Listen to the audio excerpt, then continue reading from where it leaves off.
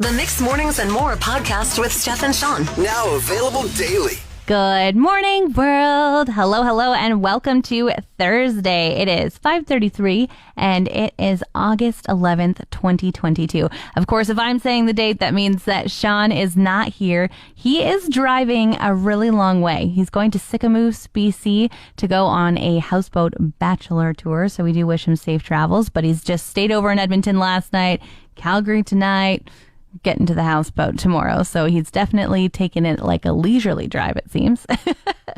Anyway, if there is a mosquito breeding capital of Fort McMurray, I think it is in my backyard.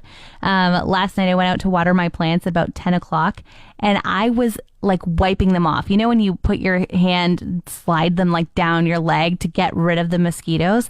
I have more bug bites on my legs than I can ever remember in my life. So if you hear some scratching on the show today, don't worry, it's just me. Do you ever run out of data on your phone? The last 3 months in a row, I have gotten the warning message that I'm almost out. And I, in fact, did run out of data last month. And for 5 straight days, I had to use green messaging instead of blue because I was out of data. And I have 10 gigs of data a month. I've only had it for a year. Before that, I had 4, and I never, ever ran out. And now suddenly, this is just the regular thing that I'm running out. So I'm wondering, like, do you remember when they used to sell us only 500 megabytes of data and somehow we didn't run out? Or way back when we had those phones with that little squiggle button, and if you accidentally pressed it, you were like, no, oh no, I don't know how much this is going to charge me.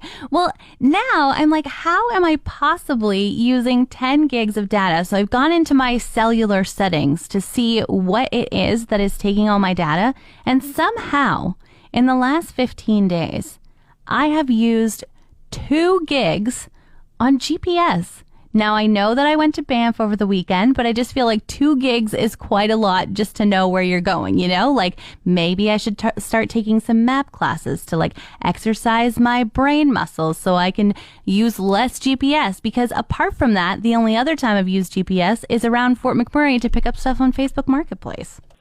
We've got our go-to guy for things in the sky on the line, Jon Tupper, because, of course, something is happening in the sky, I think tonight and tomorrow. John, what's going on?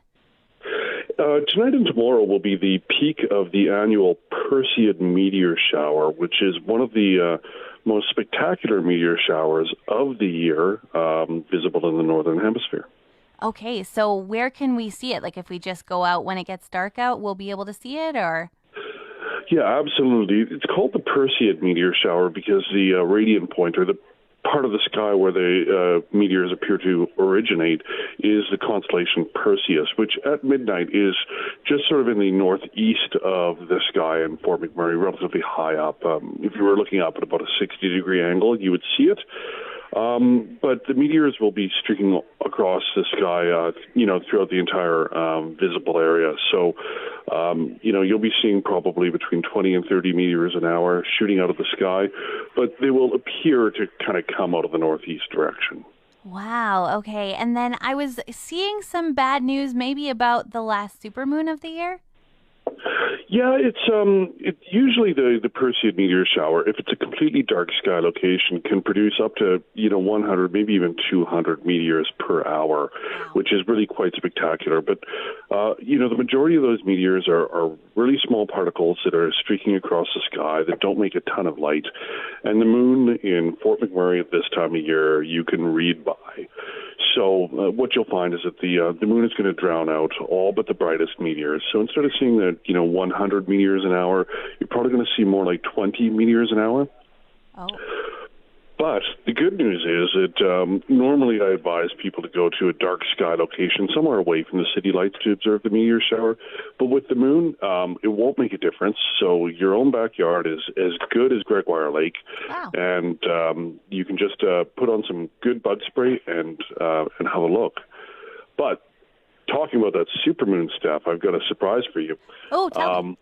Which is tonight, just around midnight, you're going to see Saturn and the moon really, really super duper close together.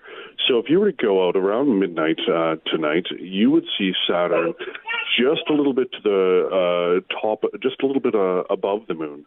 And tomorrow night, when you go out, you're going to see Jupiter just a little bit to the right of the moon. So if you have a pair of binoculars, both of those planets look absolutely spectacular through a pair of binoculars. And if you're not seeing the meteors you want to see, you can go and observe those two cool sights. Really cool. John, thank you so much for filling us in and reminding us to get outside and look up tonight and tomorrow. You bet. Thanks, Steph, and keep looking up. Hanging out with a friend the other night, and I noticed she had quite a large Band-Aid on her finger. And so I said, hey, what happened? And she said, oh, I sliced it on the mandolin. And I was like, I didn't know you played the mandolin. The vegetable slicer, the mandolin, she was cutting up some vegetables and accidentally got her finger. Now, those things are so sharp, and that is one of the kitchen tools that I will never use. She said the cut was so big she probably should have gotten stitches.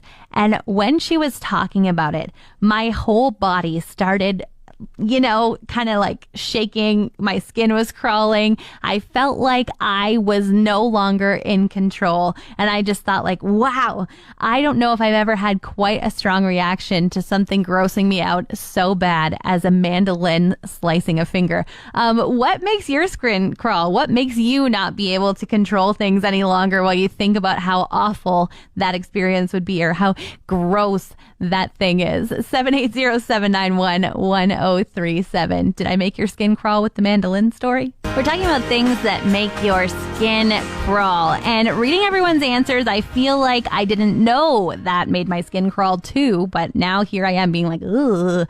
And the thing that made my skin crawl the other day was my friend sliced her finger on a mandolin, one of those vegetable slicers, and I couldn't handle myself.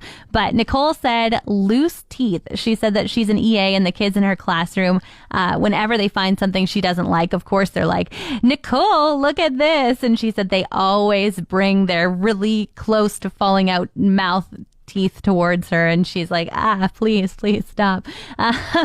Also, Benita said the cotton that's stuffed in the top of a Tylenol bottle. She just doesn't like that, but then has to get it out. My brother can't handle raw sanded wood, so a popsicle stick. I've seen him not be able to eat popsicles, and then if there's one like left on the table from his son or something that he has to pick up, he'll actually go and get a napkin and get the heebie-jeebies the whole way as he walks to the garbage to throw it out. What gives you the creepy crawlies? What makes your skin crawl? I found a new website last night that is going to solve a lot of my problems, and maybe it'll help you too.